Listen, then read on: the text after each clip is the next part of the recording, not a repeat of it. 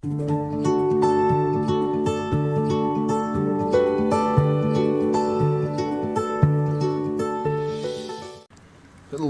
and good evening, everyone. So, saw the Puss in Boots, The Last Wish movie some time ago, and I remember seeing a trailer for it, I don't know, a year and a half, 2 years ago, whatever. Didn't really catch my interest because I kind of fell out of any invested interest in the Shrek universe, so to speak. But I would say, I don't know, 2, 3 weeks before I actually purchased it to watch it, I was seeing clips on YouTube about the one of the main villains, and I was like, all right, I'm sold. I'm gonna get this movie and such, and I'm glad I did. It's a very enjoyable movie, and just as a heads up, I will be going to some spoilers, or not some, probably like, not even probably. I'm going to be going into major spoilers if you haven't seen it for yourself yet, or if you haven't seen clips on YouTube. So, just as up, this is a spoiler review. So if you want to see it without spoilers, I will highly recommend going to see this because it is a very entertaining, very straightforward movie. There's no messages of any sort anywhere in it and stuff like that. And I think even if you don't see the first Puss in Boots movie or even know Puss in Boots from Shrek 2, I think you can easily pick this movie up because I know I didn't see the first one, but I kind of knew who some of the characters were. So once again, spoilers. Get out of here if you don't want to hear it.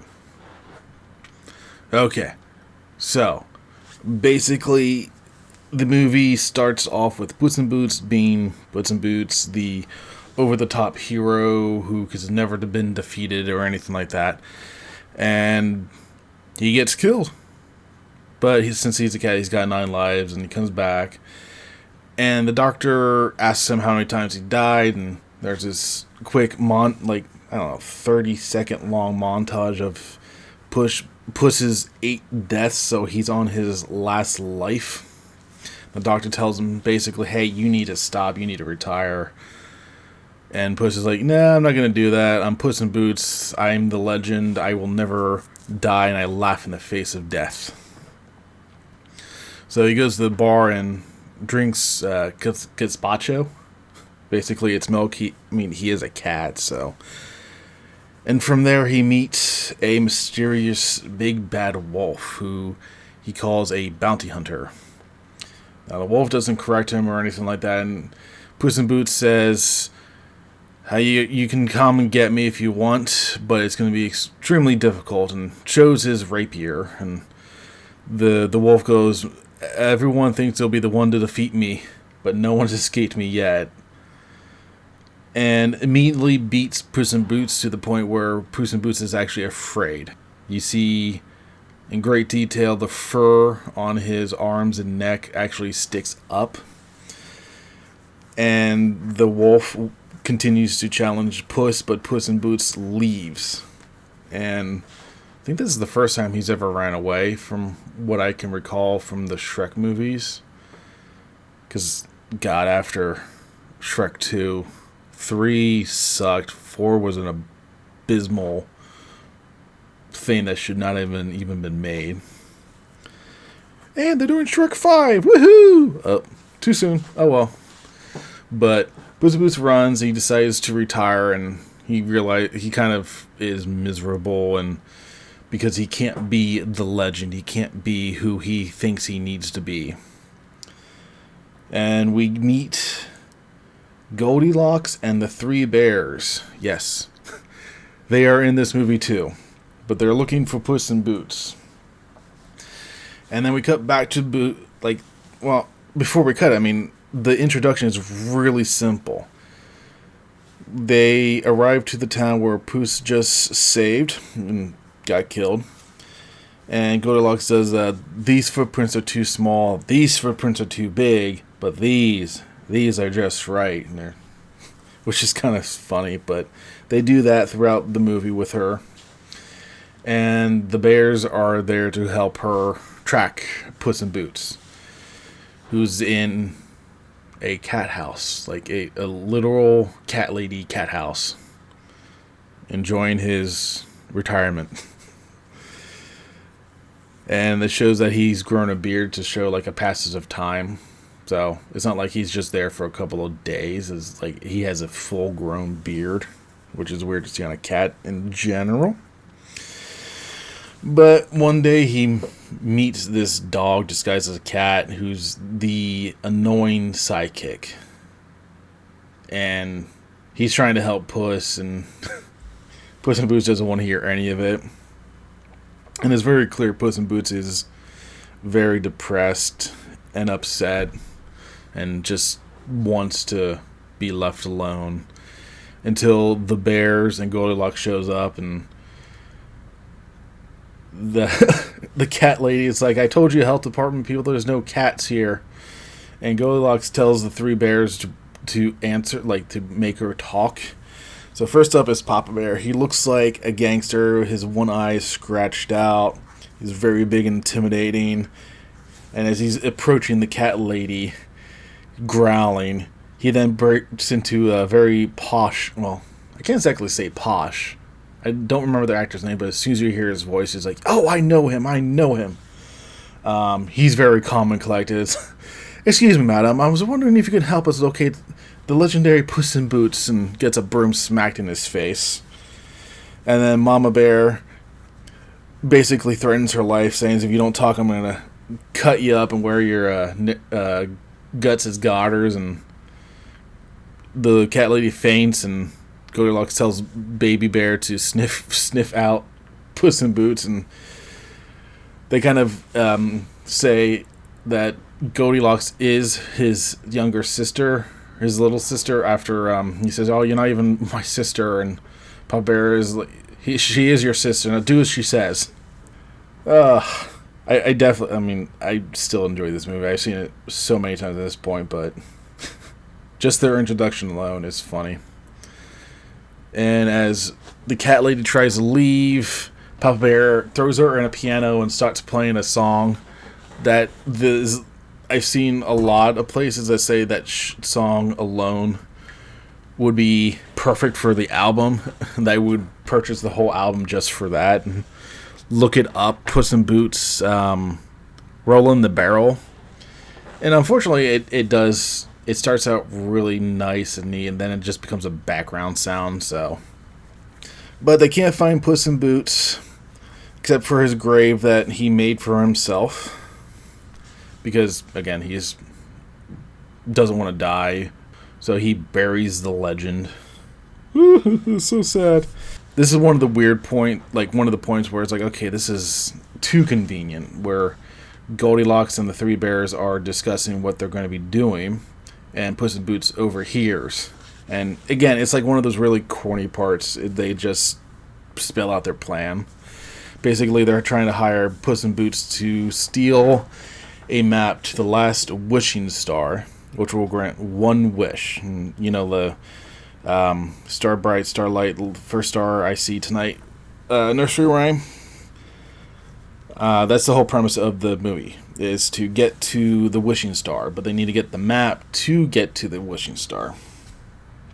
And it's all explained very, like, the first scene in the movie is the nursery rhyme and then the explanation of what the star is and where it is. But somehow there is a map made, and I can overlook where the map came from, who the hell made the map, but whatever. The bears and Goldilocks leave because Baby Bear says, well, I have a plan. And Goldilocks laugh at him. It's like, you have a plan? You're not that smart, you know. Yes, I am. Hey, Pops. No, son, you're not smart at all. Obviously, they do a much better delivery lines than I ever could.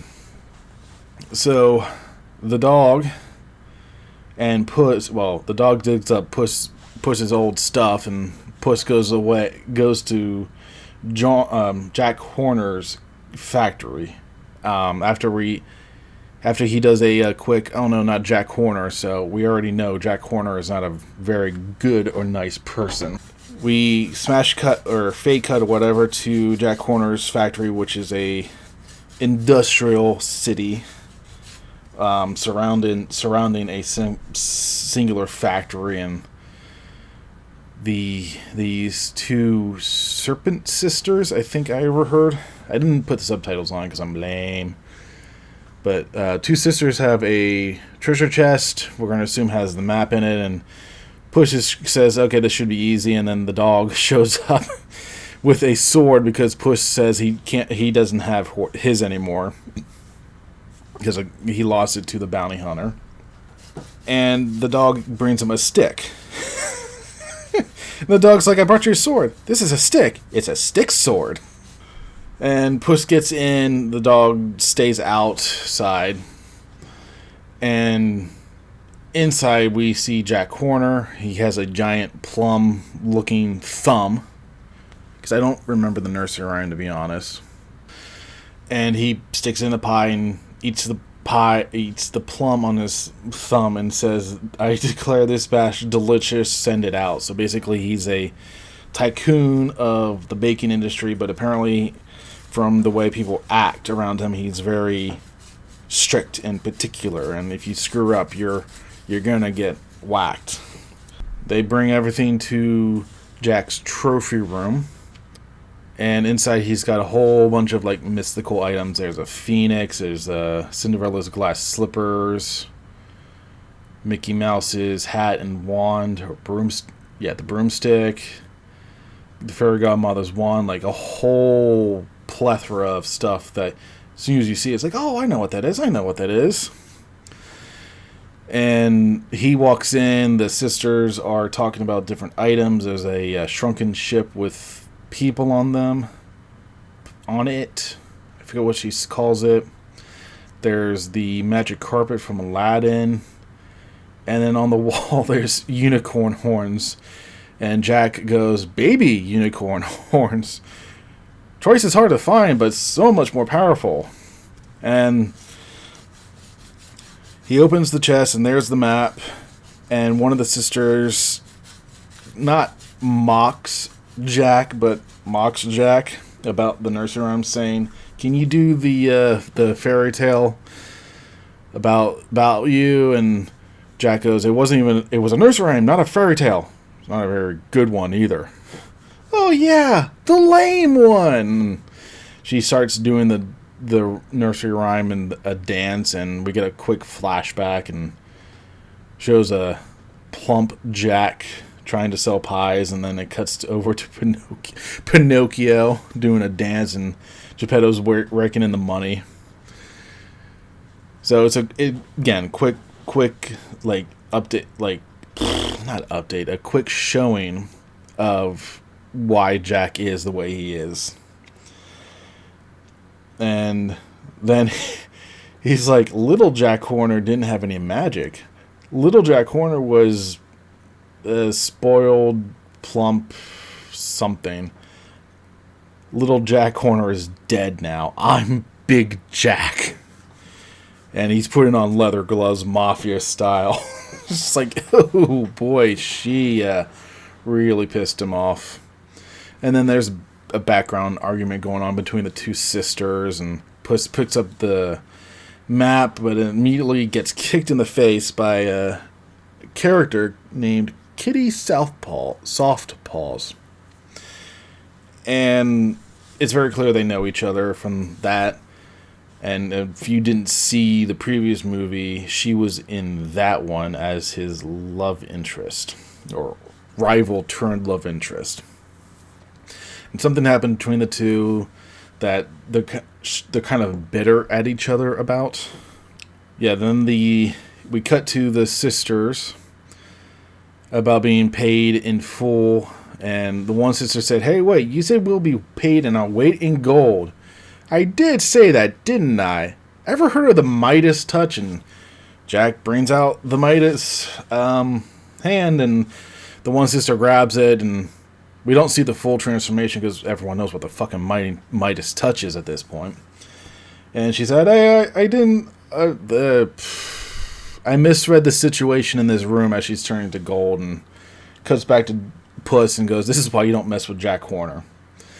So at this point, the three bears and Goldilocks come crashing in. And Goldilocks is making fun of Baby because his plan didn't work, and we get the standoff. So basically, this is the entire cast you need to know: the three bears and Goldilocks, Puss in Boots, Kitty Softpaws, Jack Horner, and the dog. So that's it. That's basically the entire cast. Which is cool because it's not like, okay, who's who, who's that, what do they do? It's very plain and simple. You have three groups of people going for the same objective, but all their names are easy enough to be distinguished, and everyone has a different look. Where you have, like in Star Wars now, you have, I don't know, 20 main characters, and it's like, wait, who were they? They were on the screen for like 5 seconds, right? Yeah. Anyway, they fight over the map. There's a point where the bears are following Puss, and he has a stick. Baby Bear goes, "What? Is that a stick? What are you gonna do with it?" And smacks him right in the nose, and Baby cries, falls off. Puss smacks Mama Bear in the paws, and she goes, "Oh, my paws!" And then he tries hitting Papa Bear, and Papa Bear just goes, "You shouldn't have done that, mate." And goes flying. Kitty and Puss land in a wagon that's being driven by the dog, and I'm going to screw up how they say his name because he doesn't actually have a name throughout the entire movie. Pietro, I think it's Spanish for dog. Probably wrong. Too lazy to look it up, sorry. But anyway, they land in the wagon, and Pietro starts driving in. Kitty is like, "Who's this?" And Pietro's like, "I'm his new best friend." "We are not best friends. I'm his therapy dog, too." "You're not." "Oh, good. He's finally got some therapy." And they're going back and forth. And then there's a location brought up that they both are upset about. And they turn both into, like, pure cats, start growling and hissing at each other. And at one point, a fire arrow almost burns the map, and they both put it out and get upset at the guy who launched it. And Puss sees that in the wagon there's some gold coins, so he kicks the coins, and he's cheering. He's like, "Hey, take this gift, people of whatever." And everyone's cheering. All of a sudden, you hear this whistle that we first heard when the bounty hunter shows up. And I would recommend, if you hear this whistle, if you have kids and they know about the movie, learn the whistle. So whenever they know they mess up, you can do the whistle. So the bounty hunter shows up, and Puss turns to Pietro and goes, "Faster, faster, faster." And they escape. We don't see the bears and Goldilocks escape, but it's obvious. We can assume they escape. Anyway, Jack Horner then gets his team and the Mary Poppins bag, the one that doesn't end, and puts in basically every magical item he has. I think there was like one or two that he didn't, but he basically puts his entire trophy of magical items in this bag. And including the Eat Me and Drink Me trinkets from Alice in Wonderland. He picks those up so gently. Oh yeah, the item he doesn't put in there is the Cinderella glass slippers. He just throws them over his shoulder going, "Nope," and you hear them shatter. And taking the Cinderella Godmother wand, he smashes a pumpkin that turns into the carriage, and him and his baker dozen, 13 bakers, start following Puss in Boots and all that. So we have a short scene of Puss, Kitty, and Pietro driving or riding through the desert, and Kitty pretty much says, "I don't trust either of you, but we're going to go to the wishing star together with this map." Also, yeah, they open the map at this point, and says the path of the wishing star is through the dark woods, and the dark woods brings out like, "Oh, great, no one goes in, no one comes out," kind of thing. And we learn a little more about Pietro. Not too much yet. But then we do a cut of like an old school Western fade ins, fade outs of the three groups of wish seekers. And then Puss and his group reach the forest first. They go in, and each person who holds the map has a different path. And Puss's path isn't very good, is very miserable, treacherous, and life-threatening, and basically the same thing for Kitty Southpaws. So then Pietro touched the map, and it's a pocket full of posies, the river of relaxation, and something of shortcuts. So because he doesn't have a wish. So I think the map changes everything on those who have a wish versus those who don't. The bears come in and they're getting so excited because the wish that they're thinking is going to make their life really easy and all that. And Goldilocks starts showing signs that she's hiding something from them. And it's like, okay, well, we don't know yet because she won't reveal her wish. And Mama's like, okay, well, I trust you. And we cut over to Puss again, and he won't share his wish with Kitty Softballs, and she's making fun of him because he said it's a birthday wish rules, and they ask Kitty what her wish is, and she does the same thing, and Puss goes, I bet something stupid, and all of a sudden he goes flying in the air, or he gets sucker punched, basically.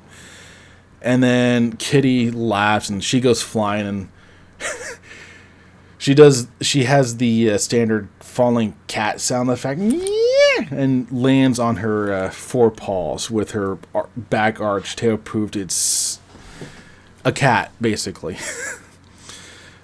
And suddenly they're faced with flower demons. And while Kitty and Puss are trying to fight their way through, Pietro is smelling them, telling them, well, I think you guys just need to slow down and smell the roses. And as soon as they start doing that, the roses part way. And this is where we learn Pietro's backstory, which either he's an idiot and he doesn't quite understand what was going on, or he just has a super positive outlook on life, because he was the unwanted mutt, or the unwanted pup of the litter. He says everyone was playing hide and seek with him, and he was always always having to find everyone, meaning he would be tossed out and he would come back, or the family would be moving all the time and he would still find them, until one day they tied him into a sock with a rock and threw him in a river. And he didn't know, or is damaged to think that, didn't think that they were trying to get rid of him permanently. But Puss and Kitty know that's what it was, and he just sees it as Pietro sees it as a win, because he still thinks he's it, but he also got a new sweater out of the deal. It's like, oh my god, this took a dark turn. But again, he's super positive about everything. He doesn't seem upset or hurt about it, which I don't know if, again, I don't know if he was, if he's mentally damaged or something, or he's just super excited. Or it's just could be because he's a dog and all that. But yeah, that was one of the darkest moments of the entire movie. It's just like, oh wow, thanks, DreamWorks, just what we needed. So we cut back to the bears as they're catching up with Puss and everyone, but they're quickly overtaken by Jack Horner and his group, and the bears are knocked off to the side with Excalibur still in the stone. Jack Horner couldn't pull Excalibur out of the stone, so he literally took a shovel to the stone. He's like, yeah, I couldn't get this rock off. And then like golf swings, Jack and the Bears. Goldilocks and the Bears off the hill. And then when they reach the flowers, he sends the butchers, the bakers to take care of her, but the flowers aren't having any of it and start eating the bakers. So Jack digs into his bag of magic items and pulls out a magical evil locust to eat everything. And he's getting ready to do it, but then the locust turns out to be basically Jiminy Cricket. I'm not a locust. I'm a cricket. Well, do you do anything? I sit on your shoulder and I judge you. Oh god, I forget what they call him in the movie, but it's just like it's so funny because it's just it's Jiminy Cricket, the conscience, and I don't think they can use the name Jiminy Cricket, but it's so funny. And the cricket is like, well, you better do something, Jack. You're losing a lot of people. That's okay. I have a bag full of magical items. Even if they all die, I'm still ready. Well, that's not very nice. Oh my god, the magical phoenix. And Jack Horner pulls out a phoenix. And the cricket goes on how, like, she's the sign of rebirth and renewal and all that. And all of a sudden, you see flames coming out of the phoenix. It's Jack Horner's using it as a flamethrower. But at this point, Puss and his group is on the river of relaxation going down. And Puss starts scratching the beard as Kitty Southpaws is trying to tell Pietro that you can't trust anyone and all that. And she even takes his sock off Pietro, and he doesn't even realize it. Like, she's just so confused by him, and he's just trying to be as friendly as possible. And then Puss begs Kitty to shave the beard off because he's ashamed of it, and she also earlier was making fun of it. And once again, a location's brought up. God. I gotta check it out. Okay, the place is called Santa Coloma. And this is the second time it's been brought up. And we as the audience still don't know, and neither does Pietro. But Pietro's kind of like going, Santa Coloma, and he assumes it's a job. That went bad. But after that, Puss throws the stick away because he no longer needs it. Because he's starting to realize that he doesn't need to be who he was before. And Pietro, being a dog, chases the stick. And the stick went much further than it should have, but it brings up a moment where Jack Horner shows up holding Pietro hostage with a unicorn crossbow aimed at his head. And he's just like, give me the map or the dog gets it. And the cricket goes, oh, you're not going to shoot a dog now, are you? And Jack goes, yeah, in the face, watch me. But he gets interrupted when one of the bakers gets thrown at him. And Goldilocks shows up with the three bears and goes, give me the map or else the baker man gets it. I don't even have it. He does. And they throw the other hostage out, and Jack goes, stop throwing my men at me! And another quick battle ensues, where all sides are fighting except Puss because he's afraid of losing his last life. But he still hasn't told anyone yet at this point. Pietro doesn't know, Kitty doesn't know, and he still doesn't have his sword, so he's just trying to get to Pietro, who's escaped the clutches of Jack. And Jack starts using the crossbow and hits his own men. And the first one he hits is a mistake. Well, all of them are a mistake. But the person blows up into a pile of confetti. And he goes, "Oh, so that's what they do." And the cricket's like, "No, not cool, not cool." Puss almost gets hit by a cleaver. That person gets shot in the arm. And then Puss does get captured. And the baker's like, "I got him, Mr. Horner." And Horner shoots him. And he goes, "My bad." And the guy explodes and it goes into the ringing. And Puss is slowly reaching for the map. But then we hear the whistle again. Oh, yes, we hear the whistle. And the fur stands up and Puss slowly turns around and there's the bounty hunter whistling. And it's at this point we still don't know if anyone else can see this bounty hunter or if it's just Puss, because when he looks, the back is all dark purple. There's two trees that look like a skull. And Puss freaks out and leaves. And Pietro sees him and starts following him. And also, now Goldilocks and Three Bears have the map, so the world changes around them. And they leave. And Kitty is upset and starts looking for Puss, and Puss is having a panic attack.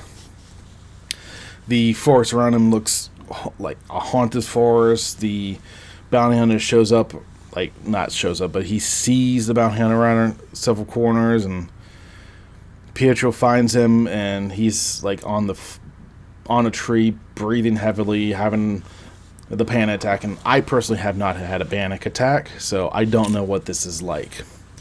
I've seen someone have a panic attack, and I was just told to walk away. So, because again, I don't know what to do, but there have been other videos covering this. And Pietro's like pretty much begging Puss what to do, how can I help you? And he says no, and all he does in the end is put his head on Puss's belly, and that calms him down.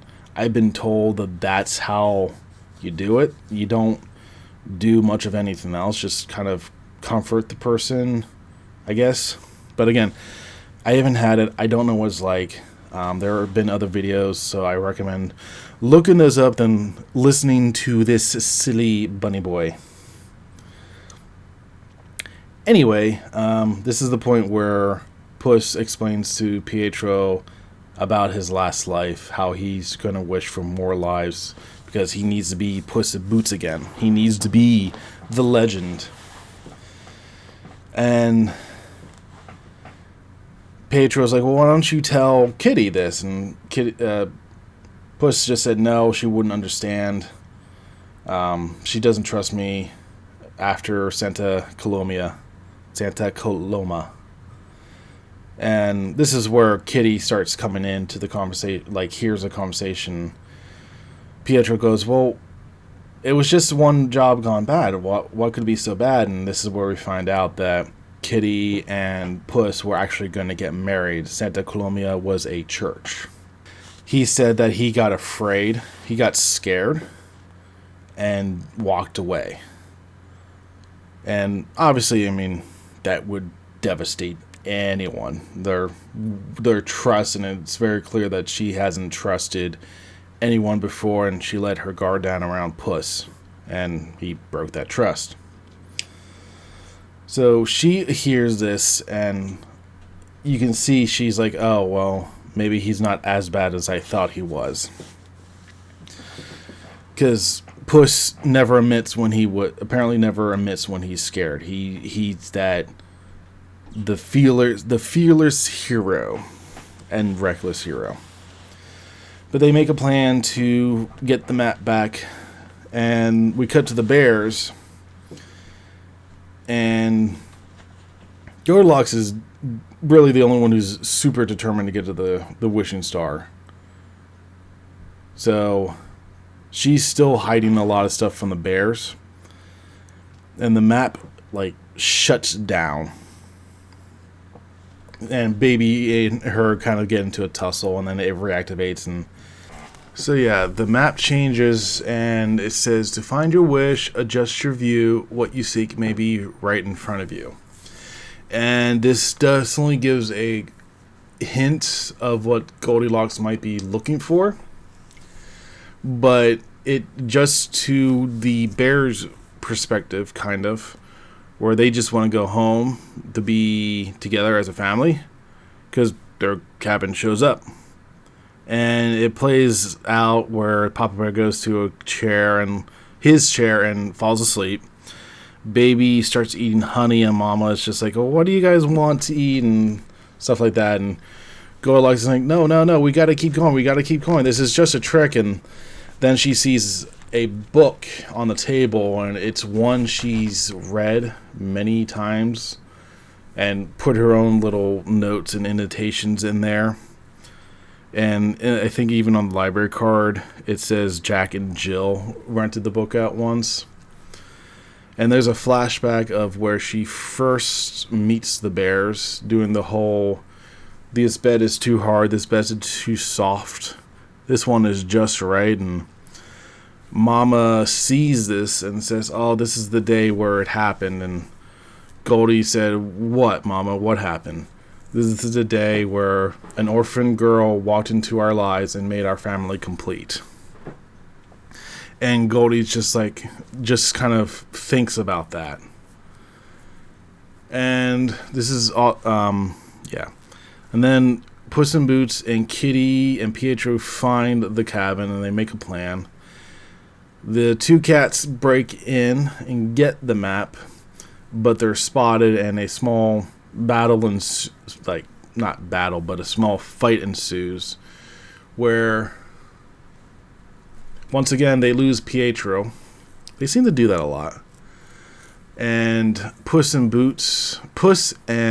Kitty are separated because when Puss grabs the map, he goes to one of his locations, which is the Cavern of Lost Souls. And they make plans where Puss will get out of the cave and Kitty will save Pietro.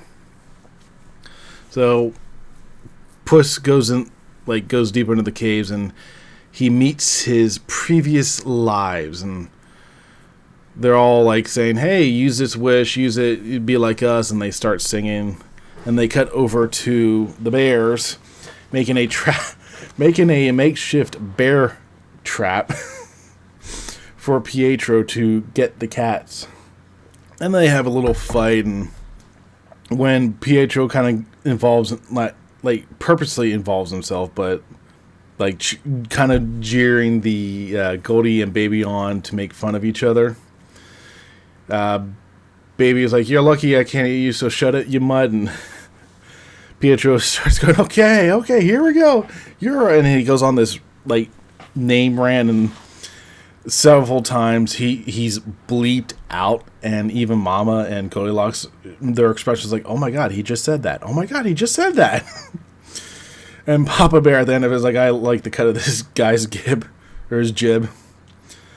And it's clear they're having a good time and all that. And Pietro even turns to Goldilocks and says, as one orphan speaking to another, I believe you hit the orphan lottery with your family. And once again, Goldie's like, oh. But then the very next scene, Pietro's gone. Kitty napped him, and the four of them get trapped in the bear trap, and the final trap of honey and bees lands on Baby. Then we cut back to Puss as they're ending up their 15th time singing the same song. And Puss is like, it's been very fun, guys, but I need to get going. How do I get out of here? And the other lives like, what are you talking about? Just stay here. Be with us. Be the legend once more. Besides, Puss in Boots travels alone. And then that's also after they're making fun of him being with Kitty and Pietro. And then Puss finally reflects on his life. It's like, it's true, I have walked alone. And it shows an empty bar after a party. And he's looking very depressed. And then it cuts to a forest where he's cold, huddled by a very weak fire, and just kind of realizing maybe his life wasn't as glorious and fulfilling as he once thought it was. It's a very important thing to do, is to reflect on your life and realize maybe you weren't as big as you were. So he decides to just leave, and as he's leaving, one of the lives says, without us, you'll always live a life of, and then the bounty hunter shows up and finishing with fear. And they have this neat interaction where the bounty hunter reveals that he's been there for each frivolous end that Puss has. And that Puss never noticed him because he laughs in the face of death. But he isn't laughing now. And that's when Puss in Boots realizes that this character is death itself. And death wants to take Puss because he doesn't like cats, and he hates the idea of 9 lives. And the fact that Puss in Boots never cherished any of them. So he wants to take this last one, but he's having fun doing it because Puss in Boots is afraid of death. And he keeps running, and even Death says, go ahead, run. Makes it more fun for me. So as Puss leaves the cave, Kitty and Pietro see him running, and all they see is Puss running with the map and kind of ignoring them and just running to the star. And they don't see death yet. So all they know is that he's running the map to the star, and they think that he's betraying them again. The bears are on their tail, and we find out that Goldilocks wants to get to the wishing star to wish for a family to make things just right. She doesn't see the bears as her family. And obviously this, devastates them. This, it's just like, oh, well, we've been together for so long, we consider you our family, but you don't consider us family. And right about that time, that's when Puss finds a star and sends the signal to the skies. And they all start going to the star. And Mama Bear says, if this is your wish, we will help you. And she's trying not to cry. Because, obviously, you find out that this person you've been calling your daughter doesn't consider you a mother, like a motherly figure like that. It's devastating. Jack Horner also shows up. Oh, I forgot to mention this scene with Jack Horner. The cricket is still trying to find any good in him. And Jack's walking over the a canyon with the Bakers as a bridge, and obviously he can walk over, but when they start bringing the carriage over, the bridge kind of fails. Can't imagine why, with 8 humans in a bridge not being able to carry, 15 tons. But one survives, and Jack makes a joke out of it, and the cricket's like, oh my god, you're a horrible person. You're horrible. You're a monster. Oh, what took you so long, idiot? And then Jack flicks the cricket off of him and takes the last one with him as a, just because, disposable soldier. So now everyone's at the star. Puss still hasn't told Kitty about the lies quite yet, and she goes, you know what my wish was going to be? I was going to wish for someone I could trust, that I have not had that my entire life. And it's like, oh, Puss, you got to give it to her. And then she starts storming off, and Pietro's like, dude, you gotta tell her, doing the, not verbally, but doing the puppy eye things, like, don't let her go. That's when Puss goes, Kitty, death is after me. She's No, she does tell her about the 9 lives. That's what he's gonna wish for. Then That's when she told him about the her wish. And then when he says death is after me, she goes, "What?" And Jack goes, "I've been called many things before, but never that. I kind of like it." And then we get the Mexican standoff where Goldilocks and the Three Bears go on, four of the other edges, while Jack Horner and his one baker is in one other on the last one, and Puss and Kitty and Pietro in the center. And then once again, another fight ensues to get the map. The star starts rising, and then a barrier shows up.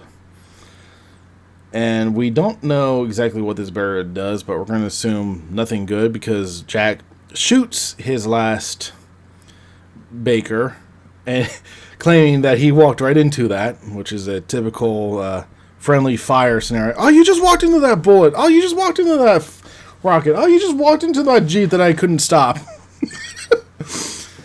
And as he gets hit and flies off, he hits the barrier and starts getting pulled out. And of course, Jack doesn't save him because he's a selfish bastard. And then he shoots a baby bear, tackles him, does his weird one-liner thing, and Jack goes, "That's weird," and blasts him. So baby bear now goes flying. And he goes out, and Mama Bear and Papa Bear start getting to him, or start trying to pull him back in because obviously they don't want to lose their son. And Goldilocks picks up the map, and there's a moment where she's gonna make that. You see the glow in her eyes, and then Baby Bear is about to vanish, and Mama and Papa are just crying out for him, and then you see Goldilocks' staff pulling him back in, and they fall back in because Baby Bear is saved, and it's like, oh my god, that's awesome. You chose your family over a wish, and that was the point where she did say, "You are my family, I made a mistake." So now it's just a Jack Horner and the cats, and Jack is trying to literally blow up Kitty Softballs with poison apples as grenades. Kitty beats him, and he reaches into his bag and says, "Maybe it's time that we bury the hatchet," and pulls out the hatchet, and he brings it up over his head, and Kitty kicks him right in the bag. And he goes, "Oh, I shouldn't have telegraphed it." And he's falling down into the infinite abyss that is the bag, and she closes the bag, and it's like, that's it. And then Pietro grabs the map and slides over the Puss, and he says, "I don't really have a wish, so you can use it." And as Puss is about to start reading the rhyme, Pietro goes, "I've only had one life, and I found it very fulfilling. Isn't one life enough?"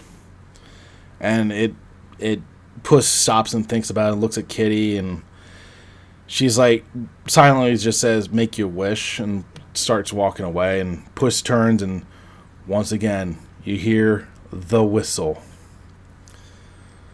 and this time everyone hears it, and death literally walks in through the barrier. And it's just like, it's creepy to see it. And Puss is still, still. I mean, anyone would be afraid knowing death is literally after you. Pietro goes, "Who's that?" And Puss just goes, "He's here for me." And death creates a arena of fire for the two. And goes, "I've enjoyed the chase, Gato, but I think it's time. I think we reached the end now, you and I." And Puss is about to read the wish, and Death goes, "You gonna take the coward's way out, run away to more lives, or are you gonna fight?" And tosses the rapier back to Puss as he has had since their first encounter. And he's spinning his sickles, taunting him, and he's having flashbacks of his past lives, and then finally he ends up remembering this one, the journey and all that, and no new footage from the movie, but it was footage we've had from the movie where Kitty and Pietro and him were having a good time and falling back in love and all that, and he opens his eyes and has that revelation. One life is enough. You don't have to be a legend. You don't have to be the fearless hero. It's okay to be afraid. And Death is like, once again says, "What's the matter?" Flies flashing before your eyes, and Puss says, "No, just one. I'm done running." And faces off with Death yet again. And after a short fight where they kind of end in not necessarily a tie, but the opposite ends of where the first fight started or ended, where Puss has quote unquote beaten Death, and he kicks one of the sickles back over and says, "Pick it up," which Death said before at the end of their first fight. He says, "I know I can't beat you, Lobo, but I will never stop fighting for this life." And then Death comes over, tries taunting him, and gets very upset. And he's, "I came here for a legend who thought he was immortal." And after staring Puss down for a quick second, he said, "But I can't see him anymore. Live your life, Puss in Boots. Live it well." And then as he starts leaving, he says, "You know we will meet again." And Puss says, "Yes. See you later, Death." And then Death does his final whistle and walks out. And that's the end. And then Jack Horner comes back into view, or comes back after eating one of the Alice in Wonderland snacks, and grows into a giant. And knocks everyone away and starts making his wish. And Pietro intervenes, begging him not to do it, and he starts doing the cat eye thing, like the puppy eyes, which he was learning to do from Kitty before, and he ends up doing it, and Jack's like, "Oh my God, I can't believe you thought that would work on me. Don't you know I have no soul? Oh, by the way, your nose is bleeding." And it cuts to Pietro again, and his nose is indeed bleeding. But Pietro's like, "Oh no, that was just a distraction for Team Friendship," which is Pietro's team name for Puss and Kitty and him. And Goldilocks, Kitty, and Puss attack Jack, get the map out of his hand, and rip into 3 pieces. Thus, the star starts to fall apart. When Jack tries to get all the pieces, he thinks he's got them all, but he's missing one small piece. And then the Cricket and the Phoenix show up and go, "You're looking for this? Consider this my retirement, buddy." And the Cricket throws the map piece in front of the Phoenix, and the Phoenix burns it, and the whole map just burns up. And everyone gets off the star as it's basically trapping Jack in. And he's like, "What did I do to deserve this? I mean, specifically." And the star shoots into the sky and breaks up. Baby's crying to Goldilocks and saying, you chose to save your family over making the wish. I can't believe you did that." And he's all in tears. And Goldie repeats what Pietro said earlier, is that she won the orphan lottery. And then they make plans to go to the pie factory to take it over, since now there's a vacuum in management. And Puss and Kitty try to come up with a name for Pietro, but Pietro says, "I think I'll stick with Pietro. That's what my friends call me." And that's when they go, "All right, Pietro it is." And then it ends with Puss and Kit, the 3 of them, going to the same town that the movie started in and stealing a boat from the governor. And then sailing to far, far away. Basically, when I said earlier that they're doing Shrek 5, that was the big hint. They're doing Shrek 5. Which I don't know what the fuck they're going to be doing with Shrek 5. And that's where the movie ends. Yay! So, yes, it's a good, very good hour-and-a-half movie. Very straightforward. There's no, like, convoluted plots, subplots. Every character has to have this redeeming arc, because Death doesn't need to be redeemed. Jack Horner doesn't want to be redeemed. He even calls himself a horrible monster, which is a huge difference from what Disney's been doing with all their villains lately. There's no political messaging. There's no like Kitty is the one who saves everyone and everything all the time, or Goldilocks is the same. It's like it's a good old fashioned movie. It's a good life lesson. Like, hey, you don't need to be a legend. You don't need to be a hero all the time. It's okay to be scared. It's okay to be afraid. One life is all you have, and one life is good enough. Make the best out of it. Don't necessarily be afraid of death, but don't be afraid to fight for your life. But a lot of the other things that people have pointed out is when they first meet in the bar, and Death says, I was not in the Crystal Cave, in the Crystal Cave, where he says, I was there for each end.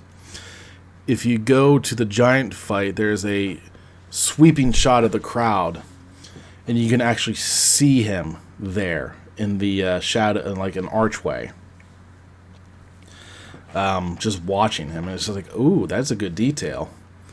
Now, I'm not sure if they was seen anywhere else. Even in the bar, this is where I was going to go before, I screwed up my timeline.